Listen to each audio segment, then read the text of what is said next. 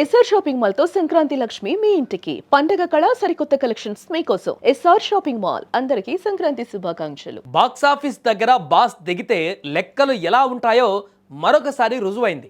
ఇన్నాళ్ళు వాల్తేరు వీరయ్య రికార్డులే గొప్ప అనుకున్నాం, కానీ ఇప్పుడు మన శంకర వరప్రసాద్ గారు ఆ లెక్కలన్నిటిని కూడా మార్చేస్తున్నారు. కేవలం 4 రోజులు, 4 రోజుల్లో ప్రపంచవ్యాప్తంగా 190 కోట్ల రూపాయల గ్రాస్ వసూళ్లను కొల్లగొట్టింది మెగా మూవీ.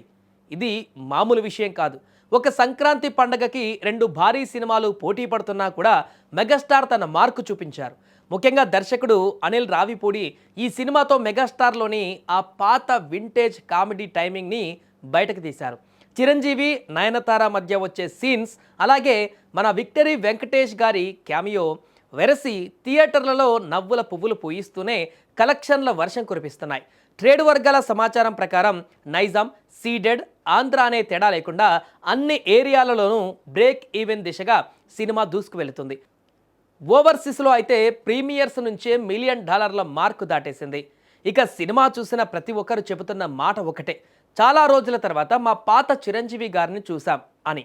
డ్యాన్సులో గ్రేస్ తగ్గలేదు, డైలాగ్లో బేస్ తగ్గలేదు. 4 రోజులలో 190 కోట్లు అంటే ఫస్ట్ వీక్ పూర్తయ్యేసరికి ఈ సినిమా 250 నుంచి 300 కోట్ల క్లబ్లో చేరడం ఖాయం అనిపిస్తోంది. సో ఫ్రెండ్స్, ఇది సంగతి. బాక్సాఫీస్ దగ్గర పూనకాలు తెప్పిస్తున్న మన శంకర వరప్రసాద్ గారు సినిమాని మీలో ఎంతమంది చూశారు? మీకు ఈ సినిమాలో ఏ సీన్ బాగా నచ్చిందో కింద కామెంట్ సెక్షన్లో తెలియజేయండి.